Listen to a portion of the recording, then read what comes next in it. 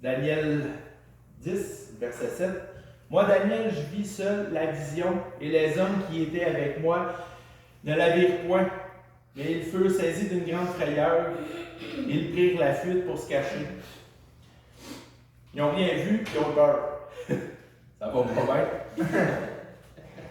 Souvent, on va voir des épreuves, on va voir des choses qui vont venir nous attaquer de tous bords.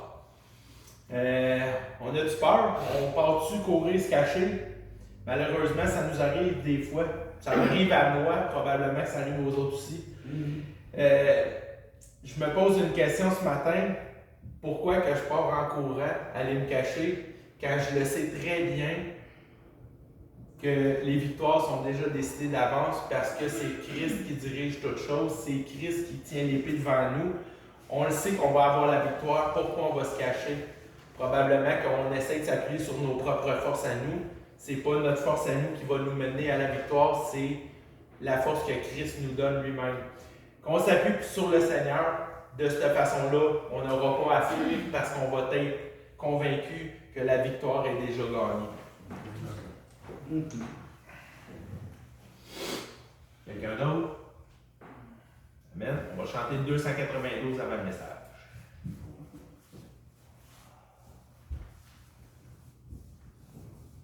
Entre tes mains.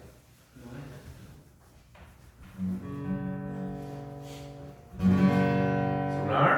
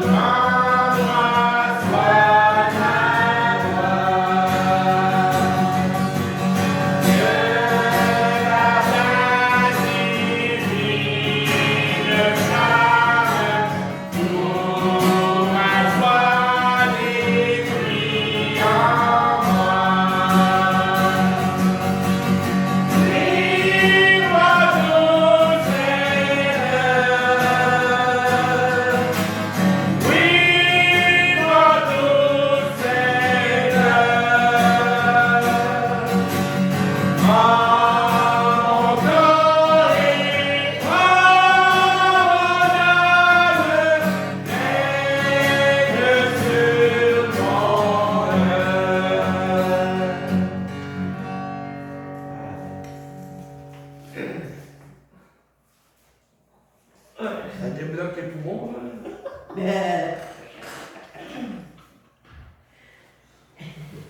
J'en mets dans ma tête, c'était en chaud. On va le mettre un peu plus bas. Bon. Bienvenue à tous, que Dieu vous bénisse. On se retrouve chez nous. Ben non, c'est une blague.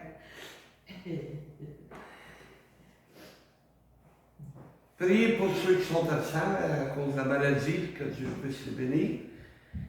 Et je dois vous annoncer que jeudi, je rentre à l'hôpital pour une semaine. Ils vont me changer le tuyau dans la jambe gauche, fait que soyez en prière. C'était la seule jambe sur laquelle je pouvais me tenir puis faire des pivots pour aller aux toilettes. Je ne sais pas comment ça va aller, fait que soyez en prière que le Seigneur puisse me bénir, que je puisse sortir de là et être en bonne forme. C'est sûr que c'est normal pour ceux qui me suivaient sur Internet. Mais mon poids va prendre. Dès que je sois en bonne forme, en sortie de l'hôpital, je vais faire une semaine de réveil sur Internet. Fait que, ils vont pouvoir se reprendre durant cette semaine-là. Et ce matin, le message va être pris dans le livre d'Exode, au 4e chapitre.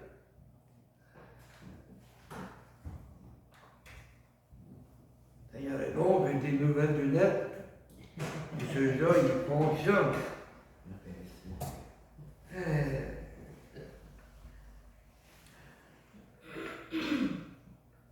C'est donc bien dur à croire. Pour se situer dans le contexte, là, Dieu est apparu à Moïse. Il est apparu sous la forme d'un buisson. Le buisson ardent qu'il appelle. Le buisson, il était en flamme. Il ne se consumait pas. Et Moïse a été un peu surpris quand Dieu a commencé à lui parler. Et Dieu avait choisi Moïse pour retourner en Égypte pour aller délivrer son peuple. Et c'est là que notre message va commencer. Et oui, Moïse répondit, il dit, ils ne croiront pas. C'est la comprendre, ils ne me croiront point. Mais nous, on comprend qu'on ne comprend pas. Ils ne croiront pas, voyons donc. J'ai été vers eux autres. J'ai essayé de les aider. J'ai même tué un Égyptien parce qu'il battait un des frères juifs. Puis il dit, quand il y en a deux qui sont ricanés, j'ai voulu les séparer, puis ils ont dit, tu vas en tuer un comme tu as tué l'Égyptien. Puis il dit, moi, m'aller vers eux autres, il a fallu que je me sauve de l'Égypte. Parce que j'avais peur. J'avais peur de ce que les Égyptiens pourraient me faire s'ils apprenaient que j'avais tué un des leurs. Ils ne croiront pas. Mais mes frères et sœurs, ce matin, il va falloir commencer à croire. Parce qu'on réagit pareil comme Moïse quand Dieu nous appelle. Et ils ne croiront pas. Ben oui, on a la parole de Dieu dans nos mains, on a la Bible, on prêche, puis les membres ne croient pas. Et comment est-ce que tu veux convaincre les autres si toi-même, tu ne crois pas? Si tu ne crois pas dans la puissance de Dieu, tu ne pourras pas rien faire. Là. C'est l'apôtre Paul qui nous dit que Dieu nous a donné un pouvoir de persuasion. Il y en a plusieurs que, d'après moi, ils ne sont pas au courant. Non, mais si l'apôtre Paul le dit, que Dieu nous a donné un pouvoir de persuasion, mais si on ne s'en sert pas, on ne peut pas convaincre grand monde dans ce sens-là. Et Moïse, comme nous, il a répondu, ils ne croiront pas. Ils n'écouteront point ma voix. Hey, ça fait 40 ans que je prêche. Puis il y en a encore qui n'écoutent pas la voix de Dieu. Pas ma voix, là. OK, avant que je fume trop, ma voix était mélodieuse. Mais là, on est pas mal graffiné. Mais entendre le message de Dieu et croire dans le message de Dieu. Écoute la parole de Dieu. Mais ils diront, l'Éternel n'était point apparu. Ben oui. Par exemple, il ne met pas apparu à moi, il parle de Moïse. L'Éternel lui dit, qu'y a-t-il dans ta main? Il répondit, une verge ou un bâton de Bellevue. Quand on parle d'une verge, là, on parle d'environ 3 pieds. Mais tu vois toutes les photos et les images, ils ont toutes une branche d'arbre de 6 pieds de haut. Ça paraît bien. Peu importe, c'était une verge. Et pour Moïse, c'est un bâton. C'est un bâton qui me sert à ramener des brebis. C'est un bâton qui m'aide si jamais un loup attaque mes brebis. Je peux le casser avec mon bâton. Pour Moïse, c'est un simple bâton. Regardez qu'est-ce que le bâton va devenir. L'Éternel dit, jette-la par terre. Il la jeta par terre et elle devint un serpent. Moïse fuyait devant lui. Moi avec, j'aurais fui. Oh, que oui, t'es heureux, mais puis là.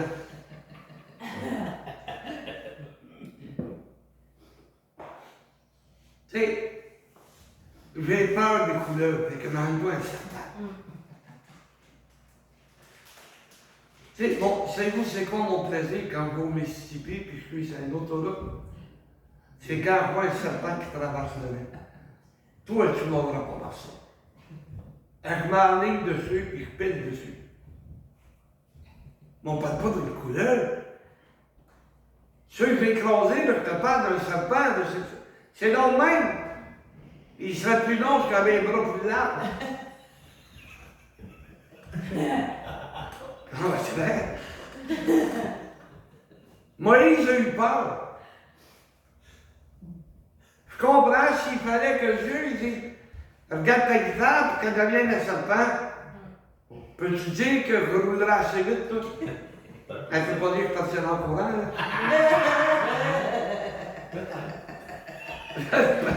Ouais, peut-être. Elle me surprendrait. Mais Dieu est en train de montrer à Moïse. Regarde ce que ce bâton-là peut faire. Regarde ma puissance que je vais déployer à travers ton simple bâton. Et on continue. L'Éternel dit à Moïse, étends ta main et saisis-le par la queue. Oui, le serpent sera pour là. Il étendit la main, le saisit et le serpent redonnait une verge dans sa main.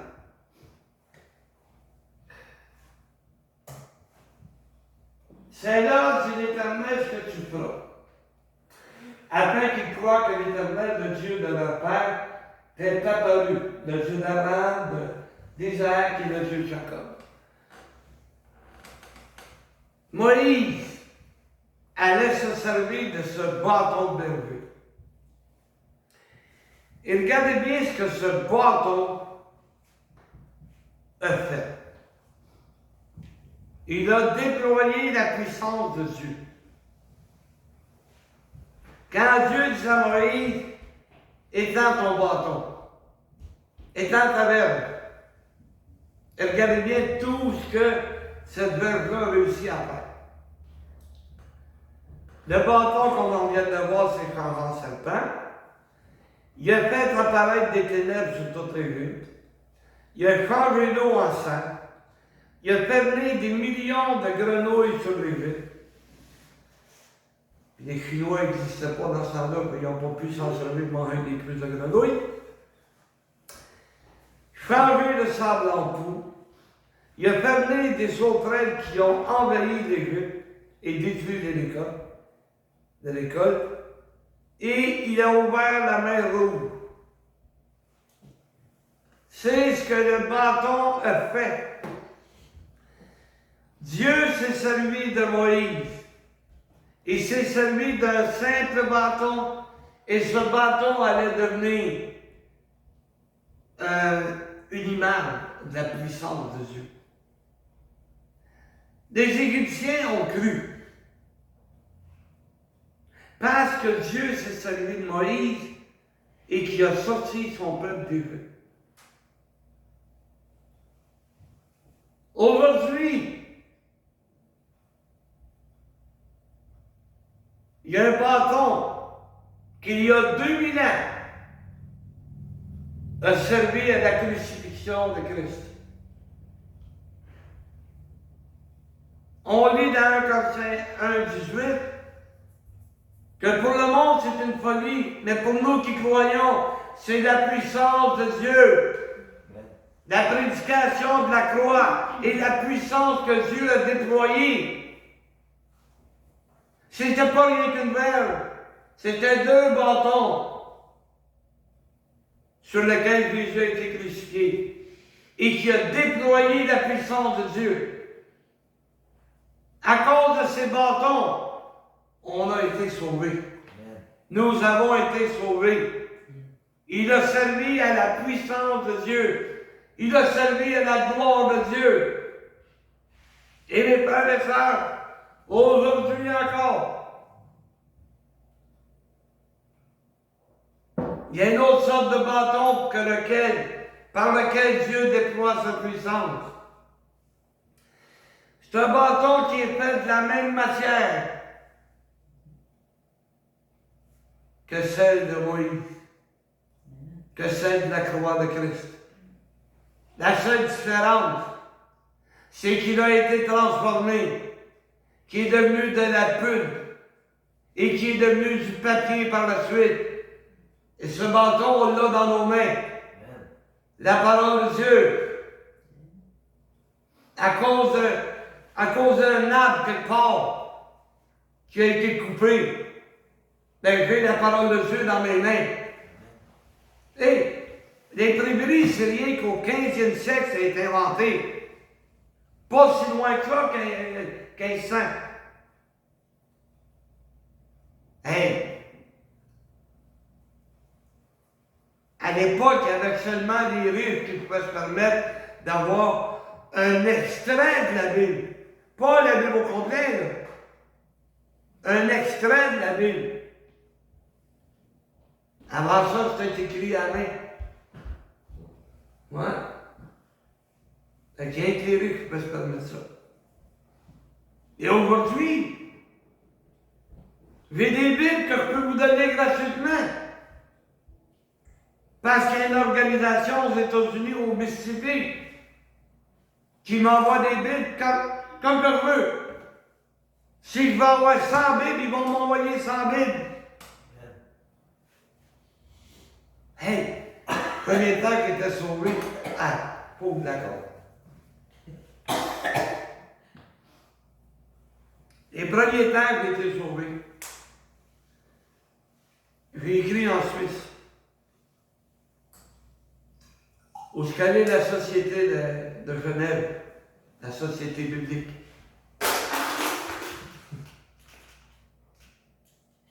Parce que je voulais ouvrir ce qu'on appelle une librairie. Mais dans le fond, je ne voulais pas ouvrir une librairie, je voulais avoir des Bibles le moins cher possible.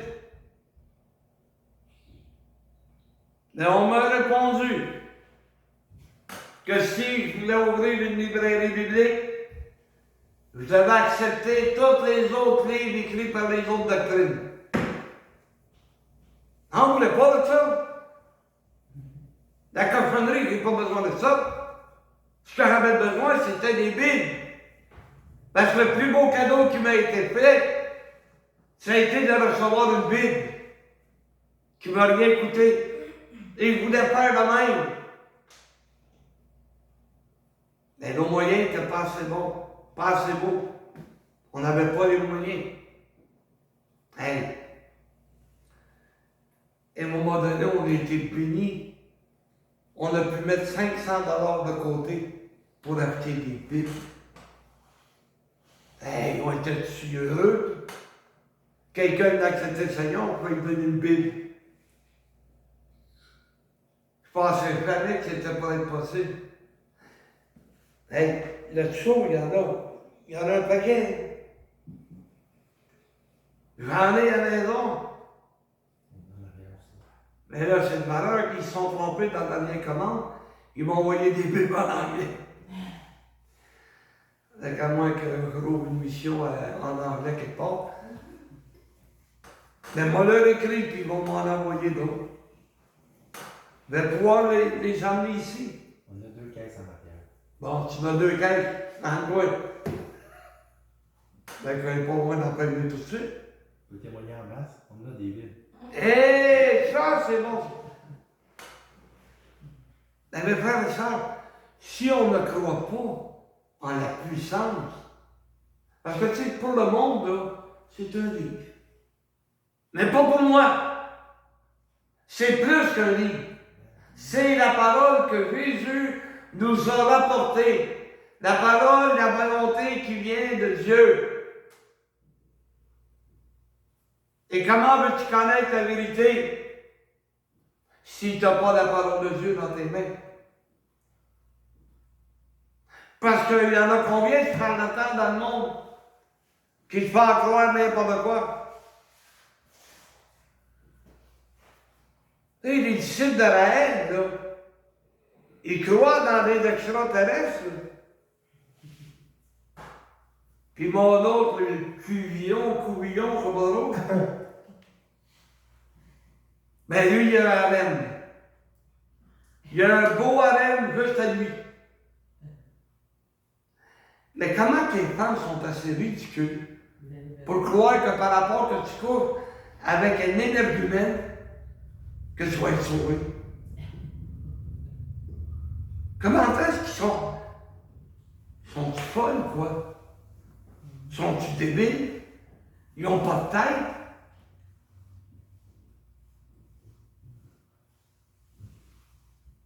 Même toi, si tu avais un pasteur, là, qui disait, ben, t'as pas eu quoi pour que je te sanctifie?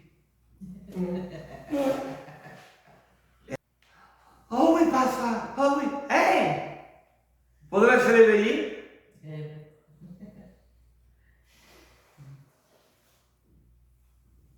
Il me semble, moi, si t'avais fait un simple attouchement à ma femme, t'aurais mangé sa claque dans le visage. Encore. Pas parce que tu t'appelles pasteur que t'es mieux que les autres, hein? La Bible me dit d'être fidèle à mon mari et à ma femme. Hein? Mais là, si tu n'as pas la puissance de Dieu dans tes mains, tu peux te faire la crème n'importe quoi. Mais si tu es assez imbécile pour le gober, ben tant pis pour toi. Tu sais, dans toutes les grandes religions du monde, c'est bon, tu as des pédophiles. Sur l'autre, ben, tu vas avoir des lesbiennes. Sur l'autre, tu vas avoir des pasteurs qui courent au lieu du jupon. Sur l'autre, des homosexuels. Le pasteur est homosexuel. Et l'Église l'écoute. Hey, c'est écrit noir sur blanc dans la main qui font des choses infâmes. Comme étant homme avec homme, des choses infâmes. Il me semble que c'est clair. Mais c'est ce gars-là qui va venir me prêcher, je dis. Des églises sont rendues avec des femmes qui prêchent. Ça, c'est populaire. Ça, le plus ça va, là, hey, les femmes sont libérées, sont l'égales de l'homme. Pense de qu'est-ce que tu voudras. La Bible, c'est noir sur blanc. On ne parle pas d'une mini-stress, déjà qu'on est stressé. On parle d'un ministre, un évêque, un pasteur. Masculin. Hein? Masculin. Mais les gens, c'est un beau livre de chevet. Mais regarde ce que la parole de Dieu t'enseigne, qu'est-ce qu'elle dit, puis tu ne te tromperas pas. Laisse-te pas avoir par n'importe qui.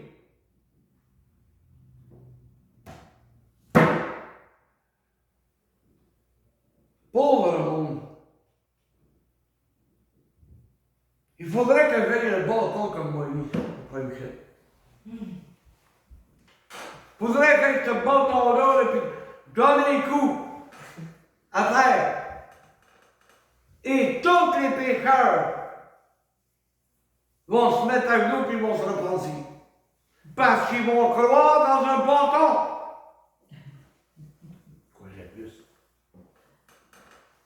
M'a de présenter la croix du Seigneur, c'est pas suffisant. C'est pas assez. Quand Jean le Baptiste s'est présenté,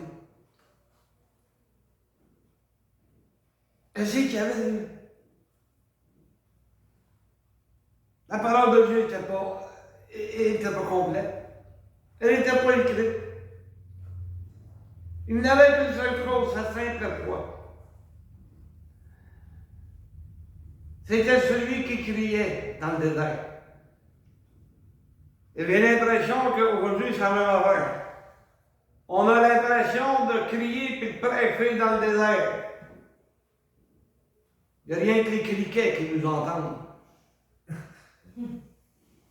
Des membres de l'Église, le monde, en veulent pas du message de Dieu. Pourtant, c'est ce message qui nous a sauvés. C'est ce message qui nous approche de Dieu.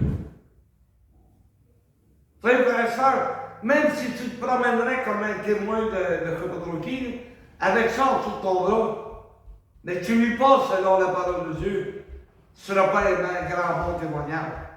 Hein? C'est pas de l'avoir en dessous du bras, c'est de l'avoir dans nos mains et de l'ouvrir.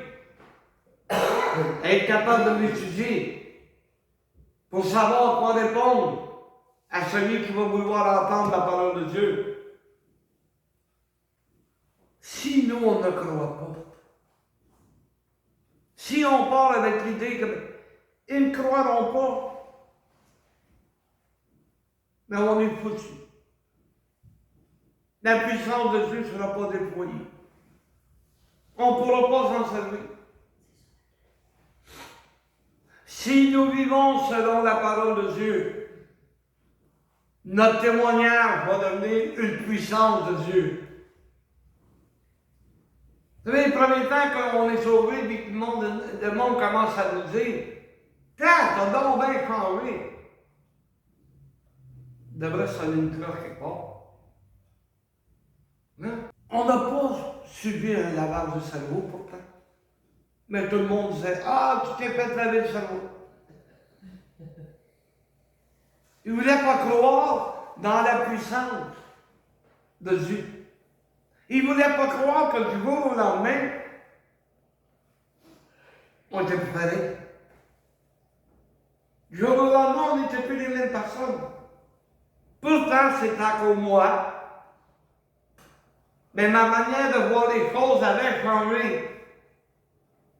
Autant que j'avais été un pécheur désobéissant à Dieu, autant je m'efforçais pour plaire à Dieu.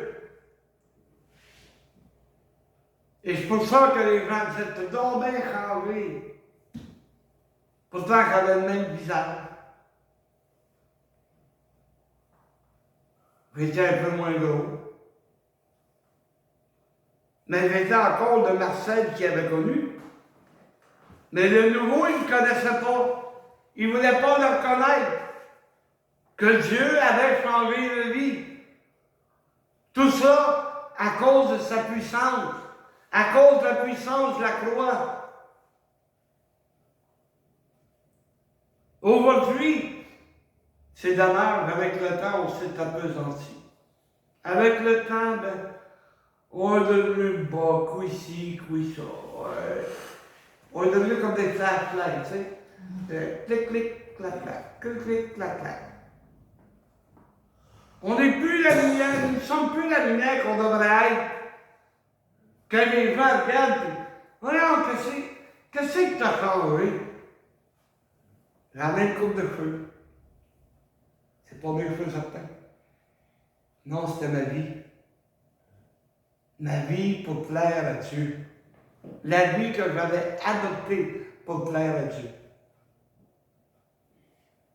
Tout ça à cause du bois. Comme le bois de Moïse, comme le bois de la croix, ben, j'ai le même bois aujourd'hui. J'ai la même puissance aujourd'hui qu'à l'époque de Jésus. Ce matin, c'est à nous à répondre. À chacun d'entre nous dans nos cœurs. Est-ce qu'on a la même attitude que Moïse? Ils ne croiront pas. Ben moi, ils vont me croire. Ben pas moi. Ils vont croire le message que je vais leur apporter. Parce que moi, j'y crois au message. Moi, j'y crois à la parole de Dieu. Moi, j'y crois à cette puissance que Dieu m'a laissée dans mes mains. La Bible. C'est mon guide. C'est mon guide spirituel. Je n'ai pas besoin de quelqu'un d'autre au-dessus de ma tête pour devenir mon guide spirituel. Jésus est mon guide spirituel. Amen. Par son Saint-Esprit, il va continuer à me guider. J'ai juste à obéir. Rien sans faire. Obéir. C'est vous qui savez dire obéir. Tu sais, si c'est écrit ne fais pas ci, ben je ne le ferai pas. Hein? Pas compliqué, ça. Qu'est-ce qui plaît à Dieu? Fais-le. De qu'est-ce qui lui plaît? Lui déplaît, ne le fais pas. Et il me semble que c'est pas compliqué à comprendre. J'ai-tu besoin d'aller prendre des cours de théologie pour comprendre ça? Hein? Les apôtres ne savaient même pas lire ni écrire, c'était des ignorants. Mais par la puissance de Dieu, ben, il y avait des scribes qui étaient à leur service. Il y en avait qui ont appris à écrire à cette époque-là pour nous laisser les messages de Dieu. Pour le faire. Mais nous, il faut qu'on croie. Si on ne croit pas, comment est-ce qu'on va être persuadé? Fais le bien. C'est le monde pour se défendre, ils disent, si tu fais le mal, fais le bien. Gagne le calme. Faire le bien, c'est de plaire à Dieu. Faire le mal, c'est de lui déplaire. Pas compliqué. Si tu fais le bien, fais le bien. Si tu fais le mal, tu vas avoir à répondre à Dieu. Bon!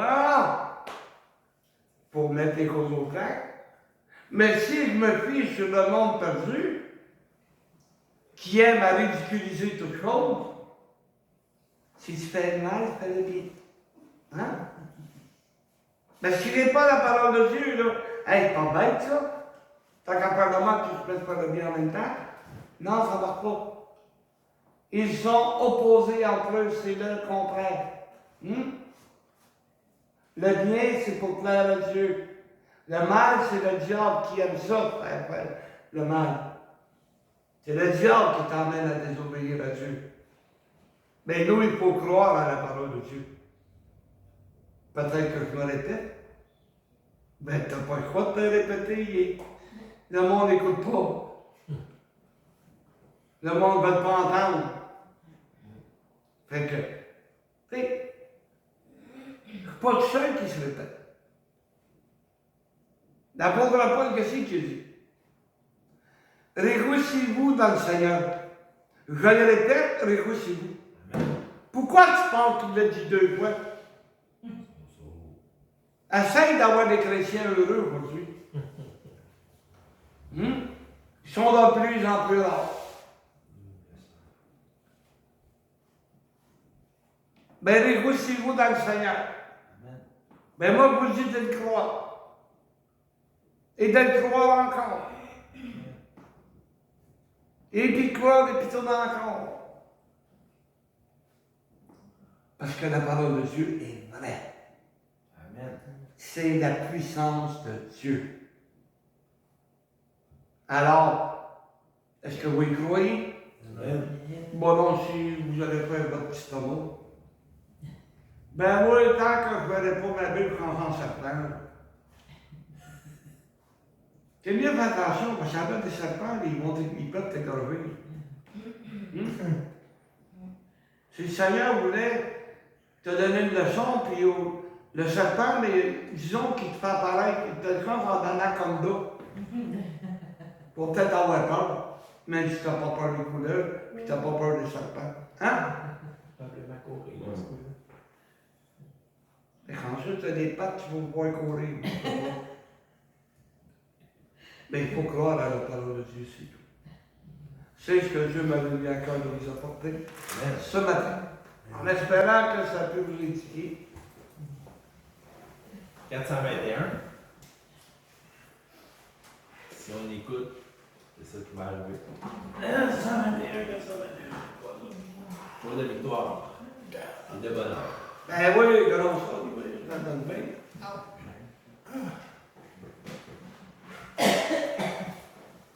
Bon, je vais trouver la note. Ça. Merci. Alors, Café.